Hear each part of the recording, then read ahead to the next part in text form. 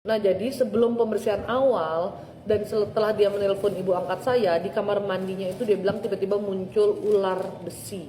Dan itu jumlahnya ada beberapa, bukan cuma satu loh. Nah, setelah menemukan ular besi itu beliau memulai pembersihan dan setelah itu juga beliau mulai mengamalkan apa yang diajarkan oleh ibu angkat saya, membaca ayat-ayat yang harus dibaca tersebut.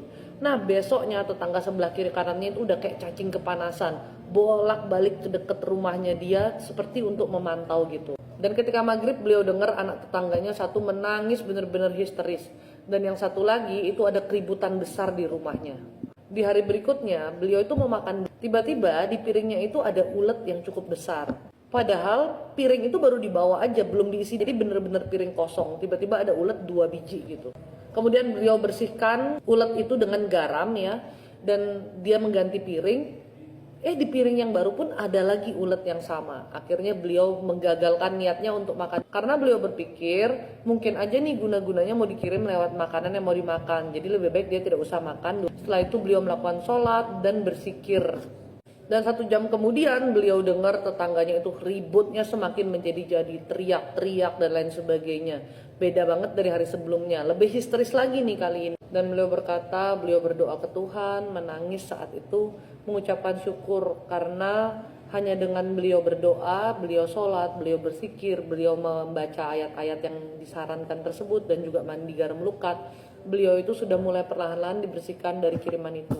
Sebelumnya memang di chattingnya beliau tuh ngotot banget untuk ngobrol dengan ibu angkat saya tuh karena udah putus asa, sampai bilang kalau memang udah harusnya dia tuh meninggal ya udah dia siap lah, daripada kayak begini terus ngerasain sakit. Nggak, udah sudah berusaha kuat tapi kok kayaknya tuh sama aja gitu, malah makin parah aja yang dirasain. Ternyata Tuhan memberikan pertolongan melalui garam lukat dan doa-doa beliau sendiri tanpa perlu bantuan siapapun. Padahal sebelumnya beliau tuh udah keliling kemana-mana mencari penyembuhan, yang ada makin parah bukan disembuhkan. Tapi lumayan ya, 2,5 jam kena omel dari ibu angkat saya di telepon. Dan hingga hari ini beliau itu update setiap hari ke kami bagaimana perubahan yang terjadi pada dirinya. Karena kiriman yang dikirim tuh sangat banyak jumlahnya dan orang-orang yang kirim tuh masih terus berusaha mengirim.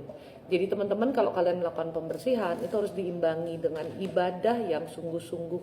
Karena kalau kalian pembersihan saja tanpa kalian ibadah, itu hasilnya akan nol. Gak ada gunanya sama sekali. Karena setelah dibersihkan, mereka bisa ngirim lagi ke kalian. Jadi ibadah kalian itu adalah benteng bagi diri kalian. Dan kami berdoa semoga semakin banyak orang yang ditolong, semoga semakin banyak orang yang kembali ke jalan Tuhan beribadah dengan sungguh-sungguh. Jangan hanya sekedar mengucap doa dengan bibir kita, tapi kita tidak paham isi doa tersebut apa. Pikiran kita kemana-mana, hati kita pun tidak fokus ke Tuhan. Agar ibadah yang kamu lakukan tidak jadi sia-sia. Dan kamu jangan ngerasa GR sendiri, ngerasa dekat sama Tuhan, sedang Tuhan tidak mengenal kamu karena doamu yang tidak pernah sampai, karena hati dan pikiranmu yang negatif.